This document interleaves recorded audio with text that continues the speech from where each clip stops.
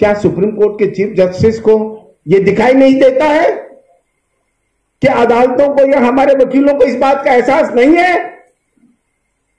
जो राज्यसभा में बैठे हैं या कहीं और बैठे हैं, वो 10 लाख 20 लाख 50 लाख फीस ले लेंगे, लेकिन इस देश को बचाने के लिए खड़े नहीं होंगे। क्यों नहीं इन चीजों को हम अदालत में उठाते हैं, इनके खिलाफ आवाज उठाते हैं? मैं आपको 3 मिसाल और देता हूं।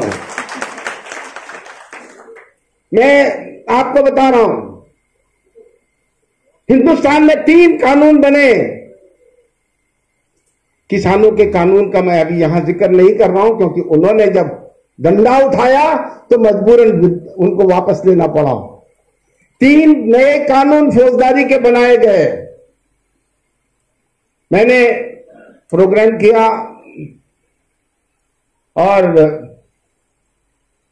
कुछ लोगों ने मिलके उसमें बहुत अच्छा प्रोग्राम रहा। 300-400 वकील भी वहां थे और सभी पार्टी से कुछ एमपीज भी वहां थे। मैं आपको 2 मिसाल उसमें देना चाहता हूं। क्या अगर जुर्म दिल्ली में होता है, उसकी एफआईआर अगर त्रिवेंद्रम में होती है तो त्रिवेंद्रम का पुलिस ऑफिसर उसकी तहकीकात करेगा, वही चार्जशीट फाइल करेगा। ये कौन सा कानून है? आप कहते हैं हमने सेडेशन लॉ खत्म कर दिया। किसी ने उस पर गौर किया? सेडेशन लॉ खत्म नहीं, उसका भी बाप आपने उसमें लाके रख दिया है। जिस तरीके का कानून बना, और मैं अक्सर कई लोगों से बात करता हूं, आज भी बॉम्बे के कुछ लॉयर से बात कर रहा था, कहते हैं भाई साहब बहुत लोग दुखी है लेकिन किसी में हिम्मत नहीं है कि आवाज उठाएं। वो कहते हैं दिल्ली वालों की तरफ देखते हैं, इनिशिएटिव कौन लेगा। मैं पूछना चाह रहा हूं और खासतौर से ये बात कहना चाह रहा हूं कि क्या इंडिया ब्लॉक ऐसे मुद्दों को नहीं उठाएगा तो कौन उठाएगा? कौन जमात उठाएगी? हमारी बार एसोसिएशन सब खोखला हो चुकी है।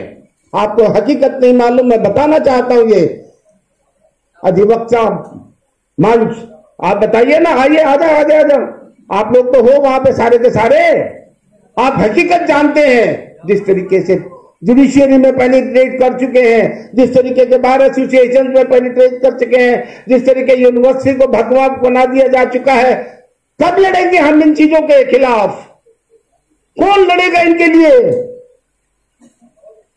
ये इंटेलेक्चुअल है, बैंकरप्सी नहीं है इस मुल्क में तो क्या है? गांधी नेहरू ऐसे पैदा नहीं हुए। अगर ट्रेन से फेंका तो गांधी ने आवाज उठाई थी। आज कौन आवाज उठा रहा है? और हम, ये हकीकत आज भी आवाज नहीं उठती। कहीं न कहीं 2024 के चुनाव के बाद कुछ आवाज उठने लगी है, वरना पहले तो हमें भी कैंटीन में कुछ लोग लॉयर्स कह देते, भैया ईडी सीबीआई चुप हो जाओ। क्या इसी खौफ में हम जिएंगे? यही होगा। मैं पूछना चाह रहा हूं कि हम लोग चुप क्यों हैं? हमारी लीडरशिप चुप क्यों है? आप देखिए, अभी आपने हल्का सा जिक्र किया आशुतोष जी ने, 1 नेशन 1 इलेक्शन, ये सबसे बड़ा फ्रॉड है इस देश में। किसी ने इस पर गौर करने की कोशिश नहीं की, किसी ने इस पर तवज्जो नहीं दी कि इसका मकसद क्या है। हिंदुस्तान में 51, 52, 57, 62 और 67 इकट्ठा इलेक्शन हुआ था, लेकिन उसके बाद नहीं हुआ, उसको खत्म किया गया। वो संभव नहीं था। लेकिन उसके अलावा एक अहमियत इसकी आप समझ लीजिएगा, वो क्या है कि आपकी असेंबलीज को खत्म कर देना, उनकी ताकत को खत्म कर देना है। असेंबली भंग नहीं भी होंगी, लेकिन उनको इनइफेक्टिव आप कर देंगे, वो काम नहीं कर सकती है। आप सिर्फ करना क्या चाहते हैं कि सत्ता अपने हाथ में लेना चाहते हैं, जिस तरीके से जीएसटी में किया।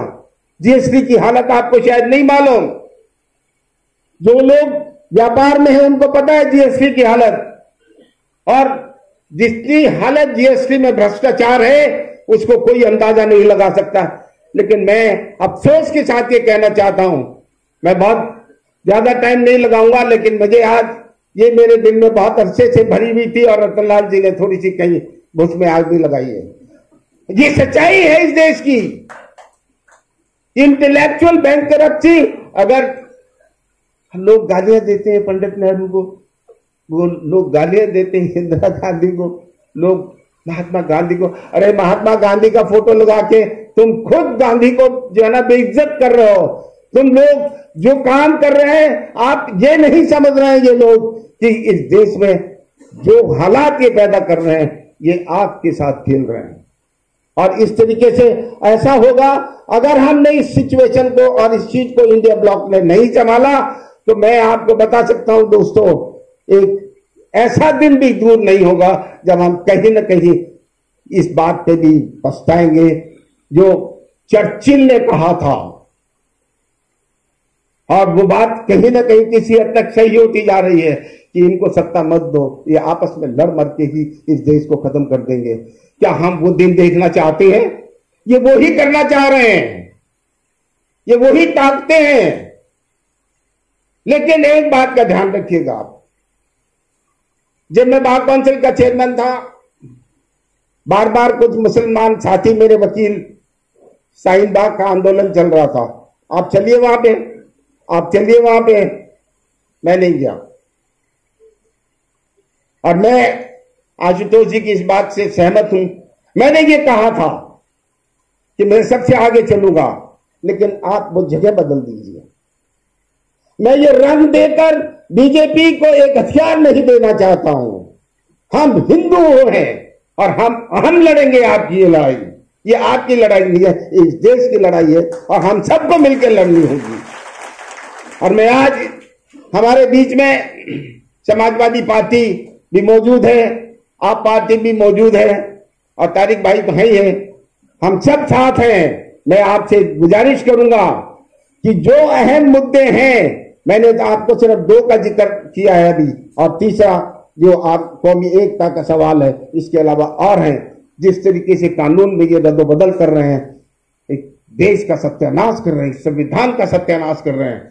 संविधान किताब को देखने से नहीं है, उसके अंदर जो उसका प्रावधान है, उस प्रावधान को के चिथड़े उड़ा रहे हैं ये लोग, उसको खत्म करने। इंदिरा जी से क्या तकलीफ थी इनको? 42nd अमेंडमेंट, कॉन्स्टिट्यूशनल अमेंडमेंट, समाजवाद, सोशलिज्म और सेकुलरिज्म को हटा दो। क्यों भाई? अरे उसके बगैर तो दुनिया में हिंदुस्तान का नाम ही नहीं है। आप पाकिस्तान की हालत करना चाह रहे हो यहाँ पे। हम कोई हिंदू रिलीजन, हिंदू राष्ट्र नहीं है, ना ये हो सकता है। और अगर जो भी इंसान, जो भी आरएसएस और बीजेपी का कोई भी व्यक्ति अगर इस तरह की बात करता, उसके खिलाफ पर्चा क्यों दर्ज नहीं होता जी? उसके खिलाफ क्यों नहीं होता है केस दर्ज? बड़ी अजीब सी सिचुएशन है। और मैं बार बार कई दफा कह भी चुका हूं, इलेक्शन कमीशन को भी मैंने कहा आप रिटर्निंग ऑफिसर के एफिडेविट देते हो कि मैं संविधान को मानूंगा, और जैसे ही एफिडेविट हुआ आप इलेक्ट हो गए तो उसको तो उड़ा दिए चिट्ठे आपने आते ही बाहर, तो आपके खिलाफ तो कोई कार्रवाई भी नहीं हो रही। आप पार्लियामेंट में जाते हैं, स्पीकर आपको ओथ दिलाता है, लेकिन ओथ के बाद तो आप देखिए ना क्या क्या भाषण आते रहते हैं।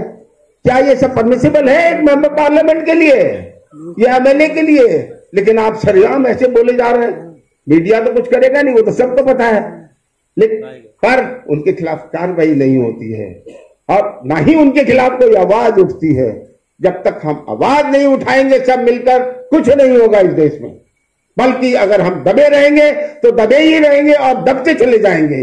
इसलिए मैं ये कह के खत्म कर रहा हूं और इजाजत आप सबकी भी ले रहा हूं, और तारिक भाई जी से, अली साहब से और संजय सिंह जी से कम आप इंडिया ब्लॉक को थोड़ा मजबूत कीजिए, मुद्दों पर उठिए, मुद्दों पर आवाज उठाइए सारे मुल्क में। मैं आपको एक छोटी सी मिसाल और दे रहा हूं। ये आरजीकर हॉस्पिटल का बहुत मुद्दा छाया हुआ है।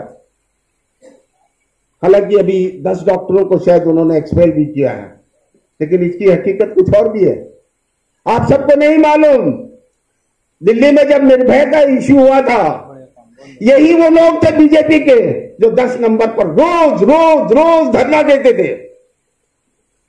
इतना धरना, इतना जिसका अंदाजा भी कोई नहीं लगा सकता। और जयेश वर्मा की कमेटी बनी, उन्होंने कानून बदल दिया, सब कुछ, बावजूद उसके ये हो रहा।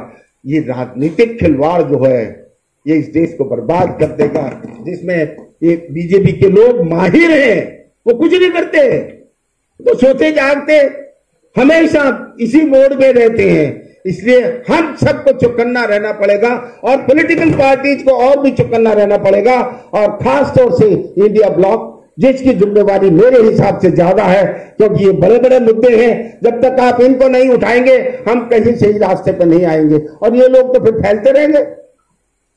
हमें कचहरियों में देख रहा हूं मैं रोज, और मैं कह चुका हूं, कई लोगों को कहता हूं, भाई आप सो रहे हो क्या, आप सुनते क्यों नहीं हो?